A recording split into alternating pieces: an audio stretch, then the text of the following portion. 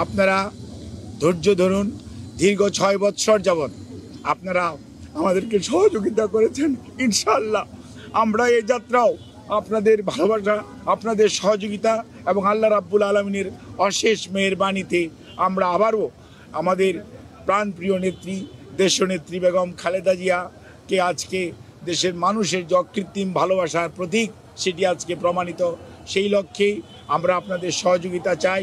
আমাদের ভারপ্রাপ্ত চেয়ারম্যান জনাব তারেক রহমান আপনাদের সবাইকে অনুরোধ করেছেন যে ধৈর্য ধারণ করার জন্য, এবং উনি সার্বক্ষণিকভাবে বিরামহীনভাবে দেশি বিদেশি চিকিৎসকদের সমন্বয়ে গঠিত মেডিকেল টিমের সাথে সার্বক্ষণিক যোগাযোগ রাখছেন।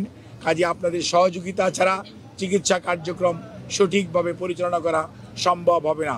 কাজে কোনো ধরনের গুজবে কান না দেওয়ার জন্য আপনাদেরকে অনুরোধ করছি, এবং দেশনেত্রী বেগম খালেদা জিয়ার জন্য সুস্থতার জন্য আপনাদের মাধ্যমে দেশ তথা সকল ধর্মের মানুষের প্রতি আমরা উদাত্ত আহ্বান জানাচ্ছি। সেই চিকিৎসা সেটি উনি গ্রহণ করতে পারছেন, অথবা আমরা যদি বলি মেনটেন করছেন। কাজেই বিভিন্ন ধরনের গুজব, বিভিন্ন ধরনের বক্তব্য বিভিন্ন জায়গায় দেখার পরিপ্রেক্ষিতে দলের পক্ষ থেকে আমাদের দলের ভারপ্রাপ্ত চেয়ারম্যান জনাব তারেক রহমান সার্বক্ষণিকভাবে ওনার চিকিৎসার তদারকি করছেন। চিকিৎসার সমস্ত বিষয়ে উনি দেশে বিদেশি চিকিৎসকদের সাথে আমাদের মাধ্যমে যোগাযোগ রাখছেন। দলের মহাসচিব এবং দলের স্থায়ী কমিটির সদস্য সহ সারা দেশের মানুষের ন্যায় প্রধান উপদেষ্টা পরিষদের সদস্য এবং বাংলাদেশের অন্তর্বর্তীকালীন সরকার সার্বক্ষণিকভাবে ওনার চিকিৎসার ব্যাপারে যথাযথ সহযোগিতা এই হাসপাতালের চিকিৎসক, নার্স এবং সকল কর্তৃপক্ষকে দিয়ে যাচ্ছেন, এবং আমরা অত্যন্ত কৃতজ্ঞ।